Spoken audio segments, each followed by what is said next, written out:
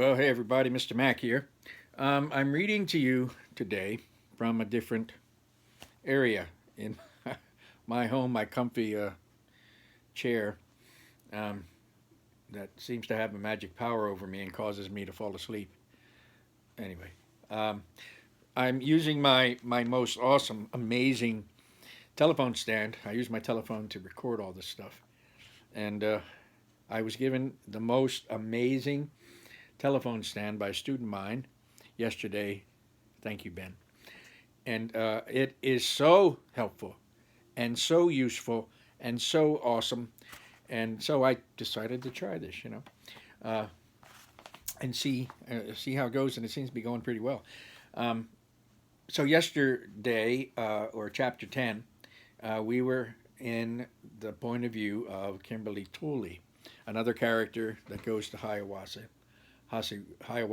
Middle School, and we got to know her. She has had a crush on Chase forever, and up to now, Chase never paid her the time of day. He didn't know who she was, but she's always had a crush on him. She thinks she has great school spirit. She loves the pep rally. She loves to see the football players, and she seems to be really, really into that kind of thing. Having school spirit is great, but you know, she also was witness to um, what happened after the pep rally with Brendan. And Brendan got caught up with football players, and they started pushing him back and forth. She said, kicking him around like a soccer ball. And Joey Petronas and others were just throwing Brendan around. And Brendan was holding tightly to his video camera so nothing happened to it. And Chase got there and threw Joey up against the wall and told him to let go of the kid, leave the kid alone. And everyone was surprised, including Kim. Of course, we saw this through Kim's eyes.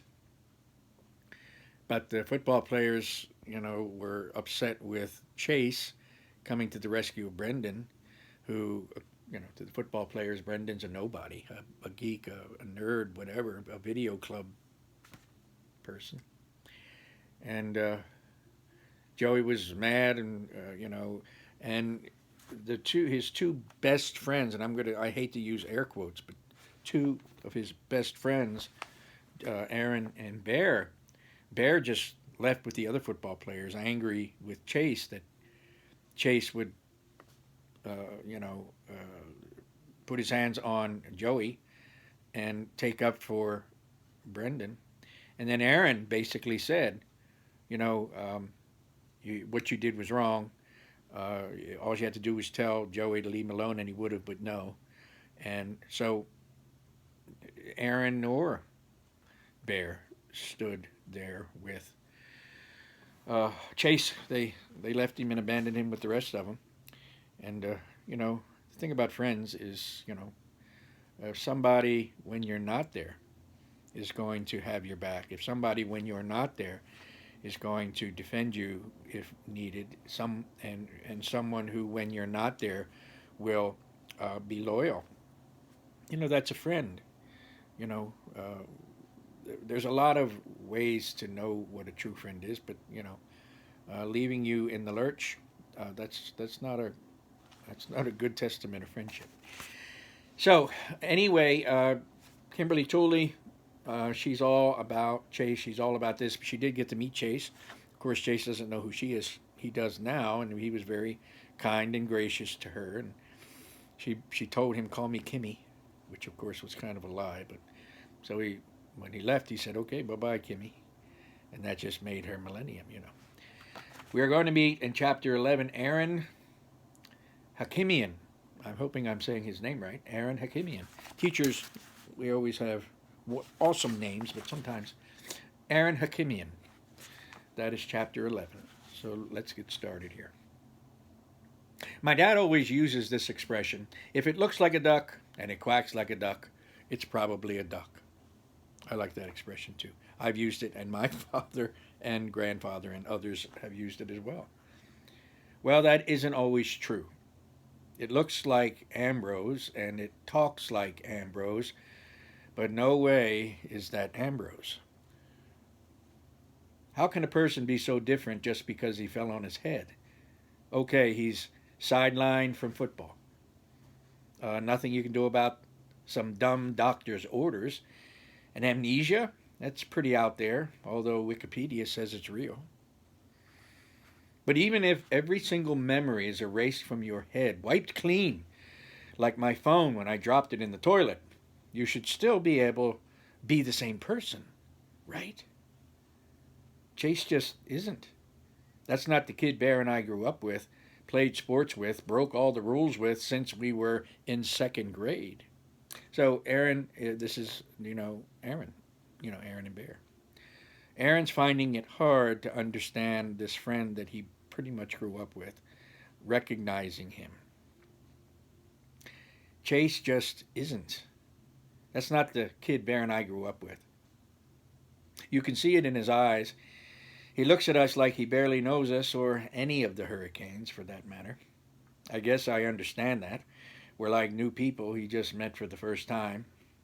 But even so, shouldn't we be starting to hit it off by now? That's not happening either. He's not into the things we're into. Not football, not anything.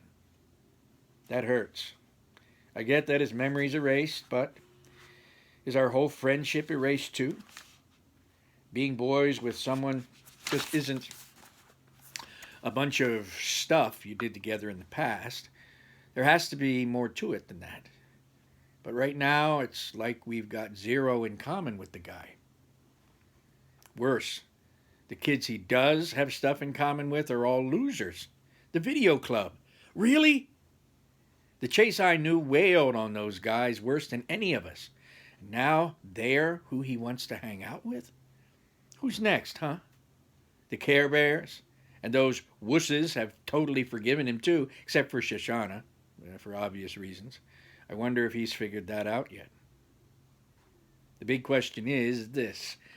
Is the whole Ambrose trapped in there somewhere waiting to realize what a dork he's being and get back to normal? Or is this new nerd-loving Chase the only Chase there's going to be from now on? That's a pretty big deal. And not just because we're supposed to be boys.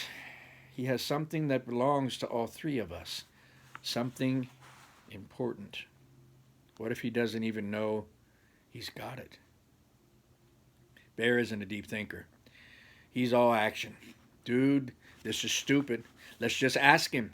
Say, we know you have it. Fork it over. Well, this is interesting. So we knew, I had mentioned before, that there's something up with Aaron and Bear. Something that they know about and Chase was a part of.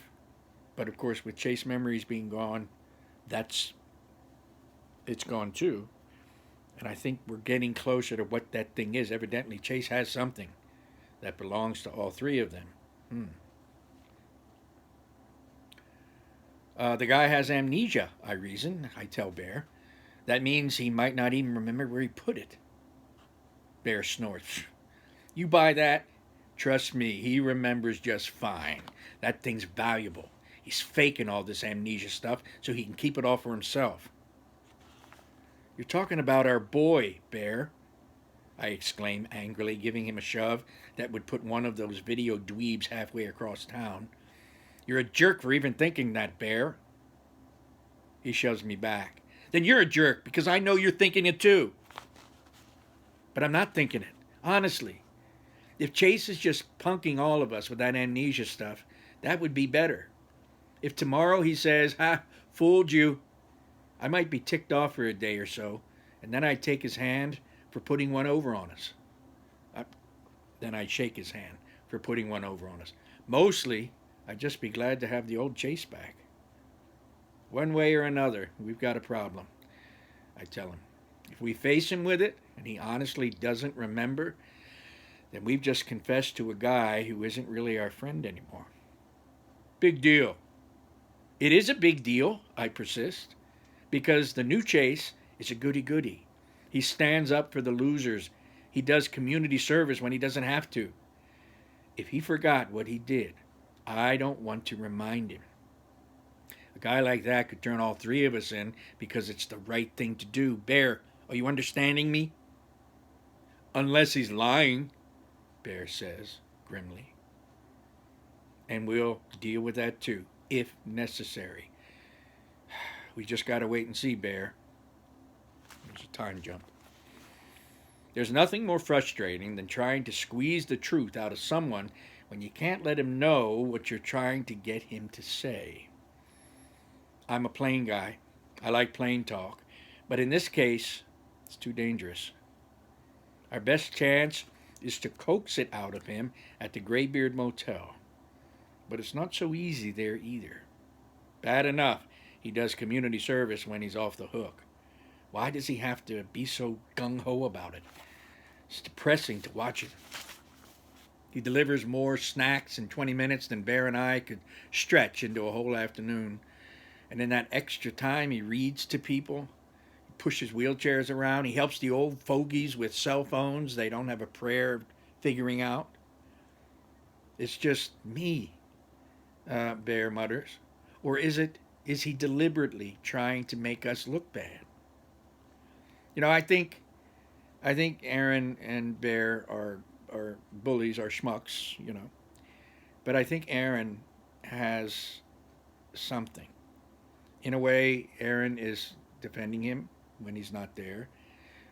Bear wants to just, give him the worst. Aaron at least is trying, but I still think Aaron's still a schmuck. But I think he really has a friendship. He's got some form of loyalty there for his boy, as he calls him, Chase. I don't think it's on purpose, I mumble back. He really likes being here in this old people's home. The old fossils like him too. We can't walk 3 or 4 feet down the hall without some Dumbledore or Dumbledora hauling him off to adjust the TV or reach something from a high shelf. Bear's insulted. We're taller than Ambrose. We can reach stuff. How come nobody ever asked us? Because we'd say no, I remind him. Or maybe just ignore him. Listen, it's annoying that all these blue hairs love Chase, but it's not a mystery. Even sour-faced Nurse Duncan, who wishes our community service was over more than we do, has a smile for Ambrose. And an even deeper scowl for Bear and me. She doesn't like Bear or Aaron. Can't say I blame her.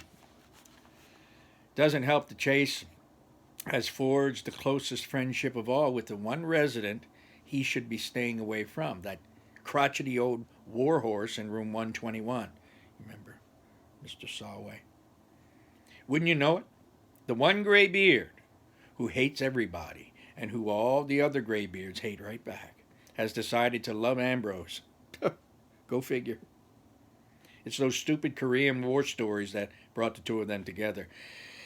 Chase can't get enough of them, and the geezer is overjoyed to have someone willing to listen who doesn't have to change his hearing aid battery 5 times in the course of it. How come you guys have so much to say to each other? Bear demands. Ambrose shrugs. He's interesting. It's not every day you get to meet somebody who's been awarded the country's highest medal. Why does he always have to bring that up? It makes me nervous, and it makes Bear practically crazy. I wonder what that means. Why would that make Aaron nervous and Bear practically crazy when he talks about the Medal of Honor? Wikipedia says the Korean War only lasted 3 years. I grumbled. He's already told you every minute of it. What more's there to say? Ambrose laughs. He's nice. He's not nice. Ask anybody in the building.